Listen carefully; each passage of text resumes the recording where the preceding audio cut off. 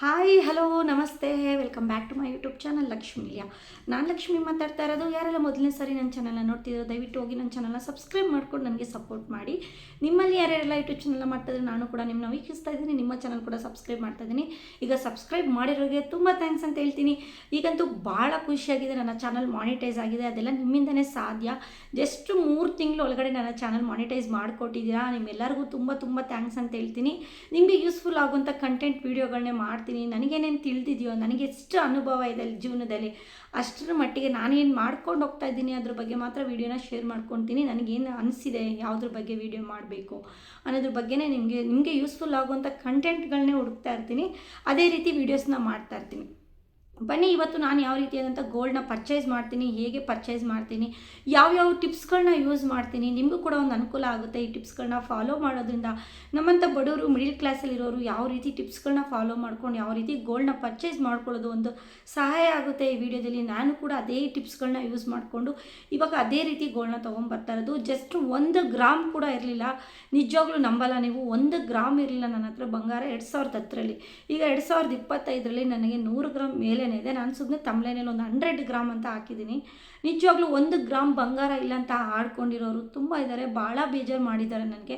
ಅವ್ರಿಗೆ ತುಂಬ ಥ್ಯಾಂಕ್ಸ್ ಅಂತ ಹೇಳ್ತೀನಿ. ನಾನು ಲಾಸ್ಟ್ ಗೋಲ್ಡ್ ಜ್ಯುವೆಲರಿ ಕಲೆಕ್ಷನ್ನ ನಾನು ತೋರಿಸ್ತಿದ್ದಾಗ ಆ ಸ್ಟೋರಿನ ಹೇಳ್ಕೊಂಡಿದ್ದೆ. ತುಂಬ ಜನ ನನಗೆ ಸಪೋರ್ಟ್ ಮಾಡಿದ್ದೀರಾ. ಬೇಡ ಸಿಸ್ಟರ್, ನೀವು ಇನ್ನೊಂದು ನೆಕ್ಸ್ಟ್ ಚಾನ್ಬಲ್ ಇಯರಿಂಗ್ ತೊಗೊಳ್ಳಿ, ಅದು ತೊಗೊಳ್ಳಿ, ಇದು ತೊಗೊಳ್ಳಿ, ಬೇಜಾರು ಮಾಡ್ಕೋಬೇಡಿ, ಇದ್ದೇ ಇರ್ತಾರೆ ಇಂಥ ಜನದ ಮಧ್ಯೆ ಚಾಲೆಂಜಾಗಿ ತೊಗೋಬೇಕು ಲೈಫ್ನ ಅಂತ ತುಂಬ ಜನ ನನಗೆ ಮೋಟಿವೇಶನಲ್ ಕೊಟ್ಟಿದ್ದೀರಾ. ನಿಮ್ಮ ಕಮೆಂಟ್ಸ್ ಮುಖಾಂತರ ನನಗೆ ಅನಿಸಿಕೆ ಅಭಿಪ್ರಾಯನ ತಿಳಿಸ್ಕೊಟ್ಟಿದ್ದೀರಾ. ಭಾಳ ಖುಷಿ ಇದೆ ನನಗೆ ನಿಮ್ಮ ವೀಡಿಯೋಸ್ ನೀವು ಆ ಥರ ಕಮೆಂಟ್ ಮಾಡೋದ್ರಿಂದ. ಹೌದು, ನಾನು ಅವತ್ತೊಂದು ಚಾಲೆಂಜಾಗಿ ತೊಗೊಂಡೆ. ನಿಮ್ಮ ಹತ್ರ ಒಂದು ವಾಲೆ ಇಲ್ಲ, ನೀವು ಏನು ಈ ಥರ ಬಂದಿದ್ದೀರಾ ನಮ್ಮ ಮನೆಗೆ, ಏನು ಈ ಥರ ಬಂದಿದ್ದೀರಾ ಫಂಕ್ಷನ್ಗೆ, ನೀನು ಹಾಕಿರೋದು ಡೂಪ್ಲಿಕೇಟು ಅಂತ ಒಂದು ಮದುವೆಗೆ ಹೋದಾಗ ಭಾಳ ಆಡ್ಕೊಂಡಿದ್ದಾರೆ. ಅವ್ರಿಗೆಲ್ಲ ತುಂಬ ಥ್ಯಾಂಕ್ಸ್ ಹೇಳ್ತೀನಿ. ಅವರು ನನಗೆ ಆ ರೀತಿ ಟ್ರಿಗ್ಗರ್ ಮಾಡಿದ್ರಿಂದನೇ ನನಗೆ ಇವಾಗ ಅಷ್ಟು ದಿವಸದಿಂದ ಇಲ್ಲಿವರೆಗೂ ಗೋಲ್ಡ್ ಮೇಲೆ ಇಷ್ಟು ಆಸಕ್ತಿ ಹುಟ್ಟಿ, ಹೌದು ನಮ್ಮ ಕಷ್ಟ ಕಾಲಕ್ಕೆ ಅವರು ಆ ರೀತಿ ಆಡ್ಕೊಂಡಿದ್ದಕ್ಕೆ ನಮ್ಮ ಕಷ್ಟ ಕಾಲಕ್ಕೆ ನಾವು ಗೋಲ್ಡ್ನ ಸೇವ್ ಮಾಡಬೇಕು, ನಮ್ಮ ಫ್ಯೂಚರ್ಗೆ ನಮ್ಗೆ ಗೋಲ್ಡ್ ಬೇಕೇ ಬೇಕು, ಯಾವ ರೀತಿ ಸೇವ್ ಮಾಡ್ಬೋದು, ಯಾವ ರೀತಿ ನಾವು ದುಡಿಬೋದು, ಯಾವ ರೀತಿ ಎಲ್ಲ ಸೇವ್ ಮಾಡ್ಕೊಂಬರ್ಬೋದು ಅಂತ ಅವತ್ತಿಂದ ಇವತ್ತಿನವರೆಗೂ ನಾನು ಯಾವ್ಯಾವ ಟಿಪ್ಸ್ನ ಯೂಸ್ ಮಾಡ್ಕೊಂಬಂದಿದ್ದೀನಿ ಅಂತ ಎಲ್ಲ ಕಂಪ್ಲೀಟಾಗಿ ಶೇರ್ ಮಾಡ್ಕೊತೀನಿ. ಹೌದು, ಈಗೆಲ್ಲ ನೀವು ನೋಡೇ ಇರ್ತೀರ. ನಾವು ಇವಾಗ ಯಾವುದಾದ್ರೂ ಮದುವೆಗೆ ಹೋಗ್ತೀವಿ, ಯಾವುದಾದ್ರೂ ಫಂಕ್ಷನ್ಗೆ ಹೋಗ್ತೀವಿ ಅಂದರೆ ನಿಜವಾಗ್ಲೂ ನಮ್ಮ ಮೇಲೆ ನಾವು ಏನು ಬಟ್ಟೆ ಹಾಕ್ಕೊಂಡಿದ್ದೀವಿ, ನಾವು ಏನು ತಿಂತೀವೋ ನಿಜವಾಗ್ಲೂ ನೋಡೋಲ್ಲ ಯಾರು ಕೂಡ. ನಾನು ಹೇಳ್ತೀನಿ, ನಾನು ತಿಳಿದಿರೋಂಥ ಮಟ್ಟಿಗೆ ನಾವು ಏನು ತಿಂತೀವಿ, ಹೇಗಿದ್ದೀವಿ ಒಳಗಡೆ, ಮನೆ ಒಳಗಡೆ ನೋಡೋಲ್ಲ. ಮನೆಯಿಂದ ಹೊರಗಡೆ ಹೋದಾಗ ಗೋಲ್ಡ್ ಹಾಕೋ ಬಂದಿದ್ದಾಳ, ಫಂಕ್ಷನ್ಗೆಲ್ಲ ಹೋದಾಗ ಗೋಲ್ಡ್ ಹಾಕಿದ್ದಾಳೆ ಅವಳು, ನೆಕ್ಲೆಸ್ ಹಾಕಿದ್ದಾಳ, ಏನು ಒಡವೆ ಹಾಕಿದ್ದಾಳೆ, ಯಾವ ಥರ ಬಟ್ಟೆ ಹಾಕಿದ್ದಾಳೆ ಅನ್ನೋದ್ರ ಬಗ್ಗೆನೇ ನೋಡ್ತಾ ಇರ್ತಾರೆ, ನಮ್ಮನ್ನೇ ಅಬ್ಸರ್ವ್ ಮಾಡ್ತಾ ಇರ್ತಾರೆ. ಉಮಾ ಗೋಲ್ಡ ಅಂತಲೂ ಕೂಡ ಡೀಪಾಗಿ ನಮ್ಮನ್ನೇ ನೋಡ್ತಾರಲ್ವ. ಅದು ಸತ್ಯ ತಾನೇ? ಸತ್ಯ ಆಗಿದೆ ಕಮೆಂಟ್ ಮುಖಾಂತರ ತಿಳಿಸಿ. ಹೌದು, ಈಗೆಲ್ಲ ಅಷ್ಟು ಪ್ರಾಮುಖ್ಯತೆ ಇದೆ ಗೋಲ್ಡ್ಗೆ. ಗೋಲ್ಡನ್ನ ಇವಾಗ ಅನ್ಕೋಬೋದು ನಾವೇನು ಸತ್ತಾಗ ಗೋಲ್ಡ್ನ ತೊಗೊಂಡು ಹೋಗ್ತೀವಿ ಅಂತ. ನೀವೆಲ್ಲ ನಿಜ ಅನ್ಕೊಳ್ಳೋಕ್ಕೆ ಹೋಗಬೇಡಿ. ಸತ್ತಾಗ ನಾವು ಗೋಲ್ಡ್ ತೊಗೊಂಡು ಹೋಗಲ್ಲ, ನನಗೂ ಗೊತ್ತಿದೆ ಅದು. ಸತ್ತಾಗ ನಾವು ಗೋಲ್ಡನ್ನು ತೊಗೊಂಡೋಗಲ್ಲ, ಯಾವ ದುಡ್ಡನ್ನು ತೊಗೊಂಡೋಗಲ್ಲ, ಏನೂ ತೊಗೊಂಡೋಗಲ್ಲ. ಆದರೆ ನಮ್ಮ ಮಕ್ಕಳು ಫ್ಯೂಚರ್, ನಮ್ಮ ಭವಿಷ್ಯದ ನಮ್ಮ ಮಕ್ಕಳು ಜೀವಿಸ್ಬೇಕಂದ್ರೆ ನಾವು ಈಗಿಂದನೇ ಸೇವಿಂಗ್ಸ್ ಮಾಡಬೇಕು, ಈಗಿಂದನೇ ಉಳಿತಾಯ ಮಾಡೋದನ್ನ ಕಲಿಬೇಕು. ಯಾಕಂದರೆ ನಾಳೆ ಕಷ್ಟ ಕಾಲಕ್ಕೆ ಬಂದಾಗ ಇವಾಗ ಸತ್ತಾಗ ತೊಗೊಂಡು ಹೋಗ್ತೀವಿ ಅನ್ನೋರು ಬರಲ್ಲ. ಯಾಕಂದರೆ ನಾನು ತುಂಬ ಅನುಭವಿಸ್ಬಿಟ್ಟಿದ್ದೀನಿ, ತುಂಬ ಕಷ್ಟಗಳನ್ನ ನೋಡ್ಕೊಂಬಂದಿದ್ದೀನಿ. ಮುಂದೆನೂ ಕೂಡ ನಮಗೆ ಸುಖನೇ ಇರುತ್ತೆ ಅಂತ ನಾನು ಯಾವತ್ತೂ ಹೇಳಲ್ಲ. ಮುಂದೆನೂ ಕೂಡ ನಮಗೆ ಭಾಳ ಕಷ್ಟನೇ ಬರುತ್ತೆ ಲೈಫಲ್ಲಿ. ಈಗ ಇಲ್ಲಿವರೆಗೂ ಕಷ್ಟ ನೋಡ್ಕೊಂಬಂದಿದ್ದೀನಿ, ಮುಂದೆ ಕಷ್ಟ ಬರಲ್ವಾ? ಬಂದೇ ಬರುತ್ತೆ. ಆ ಕಷ್ಟ ಕಾಲಕ್ಕೆ ನಮಗೆ ಸಹಾಯ ಮಾಡಲಿ ಅಂತಲೇ ನಮಗೆ ಗೋಲ್ಡನ್ನ ನಾವು ಬೈ ಮಾಡಬೇಕು ಅಂತ ಹೇಳೋದು. ಎಲ್ಲ ಗೃಹಿಣಿಯರು, ಎಲ್ಲ ಹೆಣ್ಮಕ್ಳು ಆಲ್ಮೋಸ್ಟ್ ಸೇವಿಂಗ್ಸ್ ಅಂದರೆ ಗೋಲ್ಡ್ಗೆ ಇನ್ವೆಸ್ಟ್ಮೆಂಟ್ ಮಾಡ್ತಾರೆ. ನನಗೆ ಗೊತ್ತು, ಎಲ್ಲರೂ ಕೂಡ ಗೋಲ್ಡಲ್ಲಿ ಇನ್ವೆಸ್ಟ್ಮೆಂಟ್ ಮಾಡ್ತಾರೆ.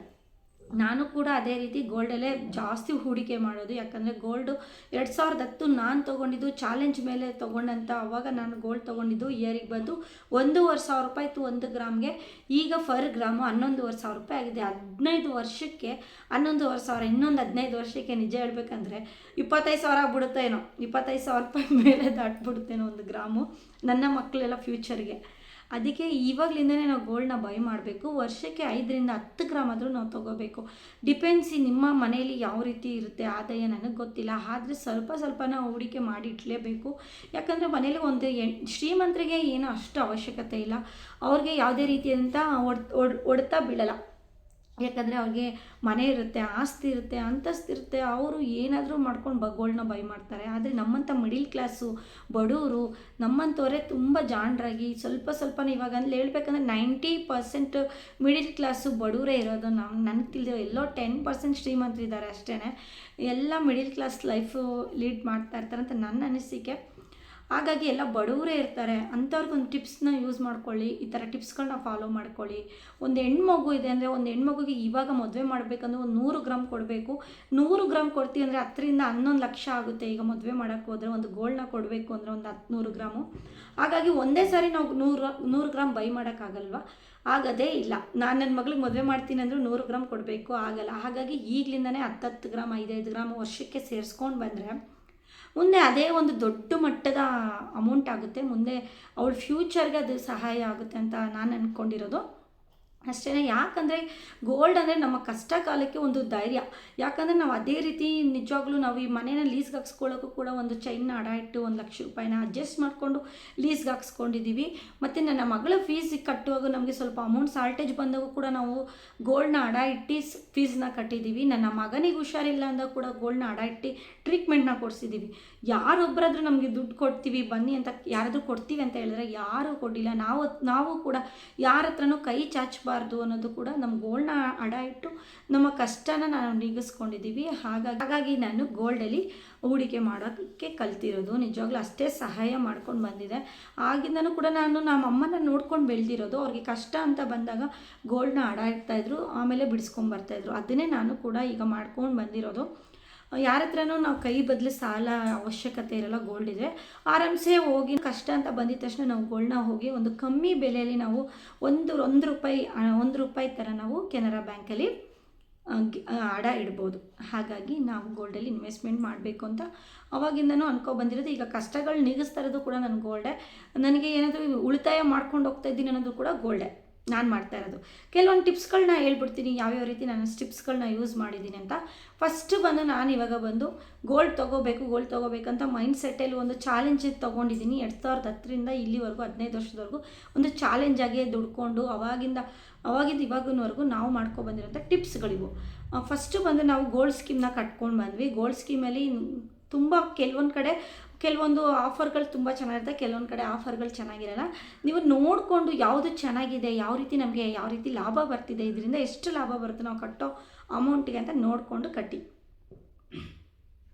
ನಾನು ಅವಾಗಿಂದ GRTಲಿ ಫಸ್ಟು ಮದುವೆಗಿಂತ ಮುಂಚೆ GRTಲಿ ಕಟ್ತಾಯಿದ್ವಿ. GRTಯಿಂದ ಅಲ್ಲೂ ಕೂಡ ನಾವು ನೆಕ್ಲೆಸ್ಸು, ಮಾಟಿ, ಸರ ಪ್ರತಿಯೊಂದನ್ನು ಕೂಡ ಮಾಡಿಸ್ಕೊಂಡಿದ್ದೀನಿ. ಆವಾಗ ಅಲ್ಲಿ ಕೆಲವೊಂದು ಅಂಗಡಿಗಳಲ್ಲಿ ನೀವು ಕೇಳಿ ವಿಚಾರಿಸಿ. ಇವಾಗ ಅಲ್ಲಿ ಏನಿರುತ್ತೆ ಅಂದರೆ ನೀವು 12 ಕಂತು ಕಟ್ಟಿರ್ತೀರ ವರ್ಷಕ್ಕೆ, ಅಂದರೆ 2 ಕಂತು ಅವ್ರು ಹಾಕಿ ಕೊಡೋದಿರುತ್ತೆ. ಬೆಳ್ಳಿ ಫ್ರೀಯಾಗಿ ಕೊಡೋದಿರುತ್ತೆ. ಇನ್ನೊಂದು ಕಡೆ ಮೇಕಿಂಗ್ ಚಾರ್ಜ್ ಇರಲ್ಲ, ವೇಸ್ಟೇಜ್ ಇರಲ್ಲ ಅಂತ ಇರುತ್ತೆ. ಆ ಥರ ನಾನಿವಾಗ ಇಲ್ಲಿ ರಾಮನಗರಲ್ಲಿ ನನಗೆ ಅಷ್ಟು ಇನ್ಕಮ್ ಬರಲಿಲ್ಲ. ನಿಜವಾಗ್ಲೂ ನನಗೆ ಇಲ್ಲಿ ಯಾರೋ ಒಬ್ಬರು ಸಿಸ್ಟರ್ ಹೇಳಿದ್ರು, ತುಂಬ ಚೆನ್ನಾಗಿದೆ ಆಫರ್ಸ್ ಫೆಸಿಲಿಟಿ, ತುಂಬ ಚೆನ್ನಾಗಿದೆ, ಮೇಕಿಂಗ್ ಇಲ್ಲ, ವೇಸ್ಟೇಜ್ ಇಲ್ಲ, ಪ್ರತಿಯೊಂದನ್ನು ಕೂಡ ನಾವು ಇಲ್ಲದೇ ನಾವು ಗೋಲ್ಡ್ನ ಬೈ ಮಾಡ್ಬೋದು ನಾವು ಕಟ್ಟಿರೋ ಅಮೌಂಟಿಗೆ ಅಂತ ಹೇಳಿದರು.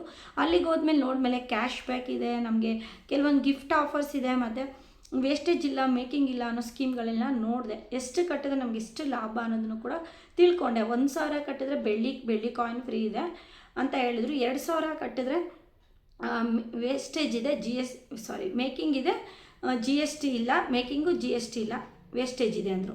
ಈಗ 3,000 5,000 ಕಟ್ಟರೆ ವೇಸ್ಟೇಜು ಮೇಕಿಂಗು ಏನೂ ಇಲ್ಲದೆ ನಾವು ತೊಗೋಬೋದು ಅಂತ ಹೇಳಿದರು. ಹಾಗಾಗಿ 3,000 ಕಟ್ಟೋಣ ಅಂತ ಇವಾಗಿಂದ ತೀರ್ಮಾನ ಮಾಡ್ಕೊಂಡಿದ್ದೀನಿ. ಒಂದು 3,000 ಕಟ್ಕೊಂಡೋದ್ರೆ 3 ಗ್ರಾಮ್ ಅಷ್ಟು ಬಂಗಾರ ಬರುತ್ತೆ. ಅದ್ರ ಜೊತೆಗೆ ನಾವು ಇನ್ನೊಂದು ಸ್ವಲ್ಪ ದುಡ್ಡನ್ನ ಇಟ್ಕೊಂಡು ಒಂದು 5 ಗ್ರಾಮ್ ಬಂಗಾರ ಅನ್ನೋದು ತೊಗೋಬೇಕು ವರ್ಷಕ್ಕೆ ಅನ್ನೋದು ನನ್ನ ಮೈಂಡ್ ಸೆಟ್. ಆ ಥರ ಅಂದ್ಕೊಂಡಿದ್ದೀನಿ. 5 ಗ್ರಾಮಲ್ಲಿ ಆರಾಮಾಗಿ ನೀವು ಉಂಗುರನಾದರೂ ತೊಗೋಬೋದು, ಇಲ್ಲ 5 ಗ್ರಾಮ್ಗೆ ಇನ್ನೊಂದು 5 ಗ್ರಾಮ್ ಹಾಕ್ಬಿಟ್ಟು ಒಂದು ಸರ ತೊಗೋಬೋದು, ಇಲ್ಲಾಂದರೆ ಒಂದು 5 ಗ್ರಾಮ್ಗೆ ಇಯರಿಂಗ್ನ ತೊಗೋಬೋದು. ಮನ್ಸು ಮಾಡಬೇಕು ಅಷ್ಟೇ. ಯಾವ ರೀತಿ ಟಿಪ್ಸ್ಗಳನ್ನ ಫಾಲೋ ಮಾಡಿ ನಿಜವಾಗ್ಲೂ ತೊಗೊತೀವಿ. ಈ ಥರ ಸ್ಕೀಮ್ಗಳನ್ನ ಕಟ್ಕೊಂಡು ಬಂದಿದ್ದೀನಿ. ಅವಾಗಿಂದ ಇವಾಗಿನವರೆಗೂ ಕಟ್ಟಿದ್ದೀನಿ, ಈಗಲೂ ಕೂಡ ಕಟ್ತೀನಿ. ಈಗ ವಿಶ್ವಾಸ್ ಜ್ಯುವೆಲರಿಲಿ ಕಟ್ತಾ ಇದ್ದೀನಿ. ಆ ಸ್ಕೀಮ್ ಬಗ್ಗೆ ಎಲ್ಲ ನಾನು ಲಾಸ್ಟ್ ವೀಡಿಯೋದಲ್ಲಿ ಹಾಕಿದ್ದೀನಿ. ಆ ವಿಡಿಯೋ ಕೂಡ ಹೋಗಿ ಒಂದ್ಸರಿ ಚೆಕ್ ಮಾಡಿ ನೋಡಿ, ವಿಶ್ವಾಸ್ ಜ್ಯುವೆಲರಿ ಯಾವ ರೀತಿ ಇದೆ ಅಂತೇಳಿ.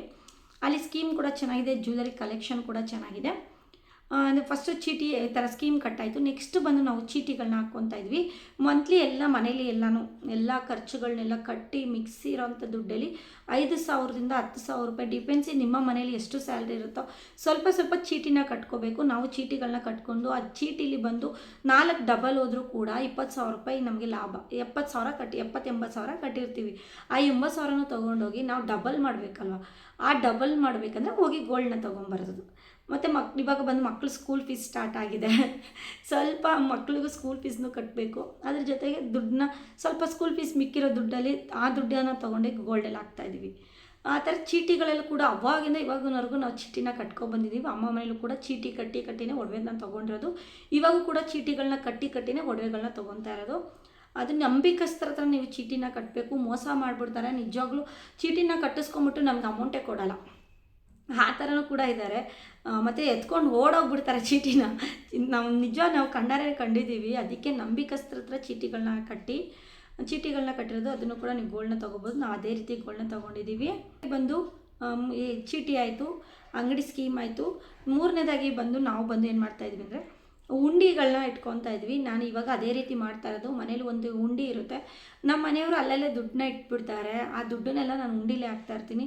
ಮತ್ತು ಮನೇಲಿ ಪ್ರತಿಯೊಂದು ಸಾಮಾನು, ದಿನಸಿ ಸಾಮಾನು ಆಗಿರ್ಬೋದು, ಏನೇ ಒಂದು ತರೋದ್ರ ಬಗ್ಗೆ ಆಗಿರ್ಬೋದು, ಇಲ್ಲ ಬಟ್ಟೆಗಳು ಕಾಸ್ಟ್ಲಿ ಬಟ್ಟೆಗಳು ತೊಗೊಳ್ಳೋದು, ಕಡಿಮೆ ಬಟ್ಟೆಗಳನ್ನ ತೊಗೊಳ್ಳೋದು, ಈ ಥರ ಪ್ರತಿಯೊಂದರಲ್ಲೂ ಒಂದು ಹಾಲಲ್ಲಿ ಪ್ರತಿಯೊಂದರಲ್ಲೂ ಮಿಕ್ಸಿ ಚಿಲ್ಲರೆ ಕಾಸುಗಳಿರ್ತಲ್ಲ, ಅದನ್ನೆಲ್ಲ ಒಂದು ಉಂಡಿಲಿ ಹಾಕಿ ಇಡ್ತಾಯಿದ್ದೆ. ಆ ಉಂಡಿಲೂ ಕೂಡ ಶೇಖರಣೆ ಮಾಡಿರೋಂಥ ದುಡ್ಡನ್ನ ನಾನು ಗೋಲ್ಡ್ನ ತೊಗೊತಿದ್ದೆ. ಈ ಥರ ಗೋಲ್ಡಲ್ಲೂ ಕೂಡ ಈ ಥರ ಉಂಡಿಲೂ ಕೂಡ ನಾನು ಸೇವಿಂಗ್ಸ್ ಮಾಡಿಕೊಂಡು ನಾನು ಲಾಸ್ಟ್ ಇವಾಗ ಉಂಗುರ ತೊಗೊಬಂದಿರೋದು ಉಂಡಿ ಕಾಸಲ್ಲ. ಆ ಥರ ಉಂಡಿಲೂ ಕೂಡ ನಾನು ಅಮೌಂಟನ್ನ ಸೇವ್ ಮಾಡ್ತಿದ್ದೆ. ಅದೇ ರೀತಿ ನಾವು ಗೋಲ್ಡ್ನ ಮಾಡ್ತಾಯಿದ್ದು. ಮತ್ತು ಗೋಲ್ಡ್ನ ತೊಗೊಳ್ಳುವಾಗ ಕೆಲವೊಂದು ಟಿಪ್ಸ್ಗಳನ್ನ ಫಾಲೋ ಮಾಡಿ, ಸ್ಕೀಮ್ಗಳನ್ನ ಯೂಸ್ ಮಾಡಿ, ಮತ್ತು ಟಿ ವಿಲೆಲ್ಲ ಬರ್ತಾ ಇರುತ್ತೆ. ಗೋಲ್ಡ್ ತೊಗೊಳ್ಳುವಾಗ ನೀವು ಬಂದು 50% ಮೇಕಿಂಗ್ ವೇಸ್ಟೇಜ್ ಇರಲ್ಲ ಅಂತ ಹೇಳ್ತಾರೆ. ಅಂಥ ಟೈಮಲ್ಲೇ ಗೋಲ್ಡ್ಗಳನ್ನ ಬೈ ಮಾಡಿ. ಯಾಕಂದರೆ ನಮಗೆ ಭಾಳ ಲಾಭ ಬರುತ್ತೆ ಆವಾಗ. ಮೇಕಿಂಗು ವೇಸ್ಟೇಜ್ ಅದನ್ನ ನೀವು 1,00,000ಕ್ಕೆ 14%, ಇವಾಗಂತೂ 23% ಎಲ್ಲ ಇರುತ್ತೆ. ನಾವು ಮಾಡೋಂಥ ಇದು ನೆಕ್ಲೆಸ್ಸು ಅವಂತೆಲ್ಲ ತೊಗೊಂಬಿಟ್ರೆ 23% ಎಲ್ಲ ವೇಸ್ಟೇಜ್ ಆಗ್ತಾರೆ. ಇವಾಗ 1,00,000ಕ್ಕೆ 20,000 ಥರ, 1,00,000ಕ್ಕೆ 14% ಅಂದರೆ 14,000 ಥರ. ಅದೆಲ್ಲ ವೇಸ್ಟೇಜ್ ಎಲ್ಲ ನಮಗಿಲ್ಲ ಅಂದರೆ ಎಷ್ಟು ಲಾಭ ಅಲ್ವಾ. ಅದಕ್ಕೆ ಈ ಥರ ಟಿ ವಿಲೆಲ್ಲ ಅಡ್ವರ್ಟೈಸ್ ಬರ್ತಾ ಇರ್ತಲ್ಲ, ಅಂಥ ಟೈಮಲ್ಲಿ ಗೋಲ್ಡ್ನ ತೊಗೊಳ್ಳಿ. ನಾವು ಅದೇ ರೀತಿ ಮಾಡ್ಕೊಂಬಂದಿರೋದು. ಆಷಾಢ ಮಾಸದಲ್ಲಿ 50% ಯಾವಾಗ GRT ಆ ಥರ ಎಲ್ಲ ತೋರಿಸ್ತಾರಲ್ಲ ಮಲಬಾರಲ್ಲಿ, ಆ ಥರ ಎಲ್ಲ ತೋರಿಸುವಾಗ ನಾವು ಹೋಗಿ ಗೋಲ್ಡ್ನ ಬೈ ಮಾಡೋದು. ಈ ಥರ ಮಾಡ್ಕೊಂಬಂದಿದ್ದೀವಿ. ನೆಕ್ಸ್ಟ್ ಬಂದು 5ನೇದಿದು. ನೆಕ್ಸ್ಟ್ ಬಂದು PF ಮತ್ತು ಬೋನಸ್ ದುಡ್ಡುಗಳನ್ನೆಲ್ಲ ಗೋಲ್ಡ್ನ ಪರ್ಚೇಸ್ ಮಾಡಿದ್ದೀವಿ. ನಿಜವಾಗ್ಲೂ ನಾವು PF ಅಂತ ನಾವು ಕೆಲಸ ಮಾಡಲೇಬೇಕು, PFನ ತೊಗೊಳ್ಳೇಬೇಕು ಅಂತ ತುಂಬ ಕಷ್ಟಪಟ್ಟು ಕೆಲಸ ಮಾಡ್ತಾಯಿದ್ದೆ ನಾನು. ಹೇಗಾದರೂ ಮಾಡಿ PF ಬಂದರೆ ಒಂದು 6 ಮಂತ್ಗಂತೂ, ಇವಾಗಂತೂ ಬೇಗನೆ ಬರುತ್ತೆ PF. ಇವಾಗ ಈ ಮಂತ್ ಹಾಕಿದ್ರೆ ನೆಕ್ಸ್ಟ್ ಮಂತೇ PF ಬಂದುಬಿಡ್ತಾಯಿದೆ. ಆಗೆಲ್ಲ 2 ತಿಂಗಳು ಕಾಯಬೇಕಾಗಿತ್ತು. PFಗೋಸ್ಕರ 6 ಮಂತ್ ಮಾಡಿದ್ರೆ PF ಬರ್ತಿತ್ತು. ಆ PF ದುಡ್ಡನ್ನ ತೊಗೊಂಡೋಗಿ ಗೋಲ್ಡ್ನ ತೊಗೊಂಬರ್ತಾಯಿದ್ವಿ. ನಾವು ನಿಜವಾಗ್ಲೂ ಎಲ್ಲೂ ಕೂಡ ದುಡ್ಡನ್ನ ವೇಸ್ಟ್ ಮಾಡ್ತಾ ಇರಲಿಲ್ಲ.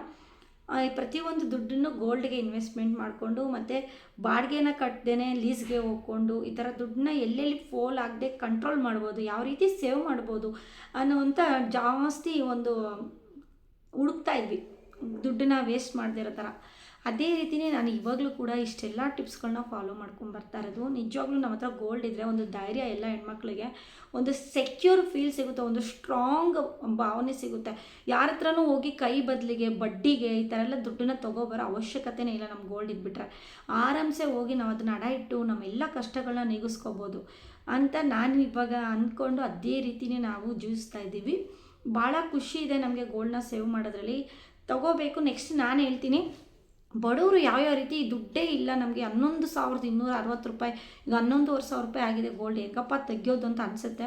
ಯಾವ ರೀತಿ ತೆಗಿಬೋದು, ದುಡ್ಡೇ ಇಲ್ಲದೇ ಯಾವ ರೀತಿ ತೊಗೋಬೋದು, ಯಾವ್ಯಾವ ಟಿಪ್ಸ್ಗಳನ್ನ ಯೂಸ್ ಮಾಡ್ಬೋದು, ನಾನು ಕೆಲವೊಂದು ಕಲೆಕ್ಟ್ ಮಾಡ್ತೀನಿ, ಯಾವ್ಯಾವ ಟಿಪ್ಸ್ಗಳನ್ನ ಯೂಸ್ ಮಾಡ್ಬೋದು, ಹೇಗೆ ಗೋಲ್ಡ್ನ ತೊಗೋಬೋದು ಬಡವರು ನಾವು ಎಲ್ಲರೂ ಅಂತ ನೆಕ್ಸ್ಟ್ ಒಂದು ವೀಡಿಯೋನ ಅಪ್ಲೋಡ್ ಮಾಡ್ತೀನಿ. ಎಲ್ಲರಿಗೂ ಕೂಡ ಯೂಸ್ಫುಲ್ ಆಗುತ್ತೆ. ಎಲ್ಲೆಲ್ಲಿ ದುಡ್ಡನ್ನ ತೊಗೋಬೋದು, ಯಾವ ರೀತಿ ನಾವು ಗೋಲ್ಡ್ನ ತೊಗೋಬೋದು ಅಂತ ಆ ವಿಡಿಯೋನೂ ಕೂಡ ನೆಕ್ಸ್ಟ್ ಅಪ್ಲೋಡ್ ಮಾಡ್ತೀನಿ. ಬರೀ ಶ್ರೀಮಂತರಿಗೆ ಯಾವುದೇ ಅವಶ್ಯಕತೆ ಇಲ್ಲ, ಬಡವ್ರಿಗೆ ಅವಶ್ಯಕತೆ ಇರೋದು ಅಲ್ವಾ. ನಮಗೆ ಸೇವಿಂಗ್ಸ್ ಅಂದ್ರೆ ಗೋಲ್ಡ್ ಅಂದ್ರೆ ಸೇವಿಂಗ್ಸ್. ನಾನು ಅದೇ ರೀತಿನೇ ಇವಾಗ ಸೇವ್ ಮಾಡ್ಕೊಂಡು ಹೋಗ್ತಾ ಇರೋದು. ಇಷ್ಟೇ ನನ್ನ ಗೋಲ್ಡ್ ಸೇವಿಂಗ್ ಟಿಪ್ಸ್ನ ಹೇಳಿದ್ದೀನಿ. ನೀವು ಕೂಡ ಇದನ್ನು ಫಾಲೋ ಮಾಡ್ತಾಯಿದ್ದೆ. ಎಸ್ ಸಿಸ್ಟರ್, ನಾನು ಫಾಲೋ ಮಾಡ್ತಾಯಿದ್ದೀನಿ ಅಂತ ಹೇಳಿ. ಒಳ್ಳೆಯದಾಗಲಿ, ನಿಮಗೂ ಕೂಡ ನನಗೂ ಕೂಡ ಒಳ್ಳೆಯದಾಗಲಿ, ಎಲ್ಲರಿಗೂ ಒಳ್ಳೆಯದಾಗಲಿ, ಯಾರಿಗೂ ಕೆಟ್ಟದಾಗದೇ ಇರಲಿ ದೇವರೇ ಅಂತ ಬೇಡ್ಕೊಳ್ಳೋಣ. ಇಷ್ಟೇ ನನಗೆ ಗೊತ್ತಿರೋದನ್ನು ನಾನು ಶೇರ್ ಮಾಡ್ಕೊಂಡಿದ್ದೀನಿ. ನಿಮ್ಗೇನಾದರೂ ಗೊತ್ತಿದ್ದರೆ ಸೇವಿಂಗ್ಸಲ್ಲಿ, ಗೋಲ್ಡ್ ಸೇವಿಂಗ್ಸಲ್ಲಿ ನನಗೆ ಕಮೆಂಟ್ ಮುಖಾಂತರ ತಿಳಿಸಿ. ನಿಮ್ಮ ಅನಿಸಿಕೆ ಅಭಿಪ್ರಾಯನ ಕಮೆಂಟಲ್ಲೆಲ್ಲ ಹೇಳ್ಬೋದು, ನಾನು ರಿಪ್ಲೈ ಮಾಡ್ತೀನಿ. ಮತ್ತು ಈ ವಿಡಿಯೋ ಇಷ್ಟ ಆಗಿದ್ರೆ ಲೈಕ್ ಆ್ಯಂಡ್ ಶೇರ್ ಆ್ಯಂಡ್ ಕಮೆಂಟ್ನ ಮಾಡೋದು ಮಾತ್ರ ಮರಿಬೇಡಿ. ನನ್ನ ಚಾನಲ್ಗೆ ಇದೇ ರೀತಿ ಸಪೋರ್ಟ್ ಮಾಡಿ. ಲಕ್ಷ್ಮೀ ಲೀಲಾ ಚಾನಲ್ನ ಯಾರೂ ಮರಿಬೇಡಿ ಅಂತ ಹೇಳ್ತೀನಿ. ಎಲ್ಲರಿಗೂ ಟೇಕ್ ಕೇರ್, ಬಾಯ್.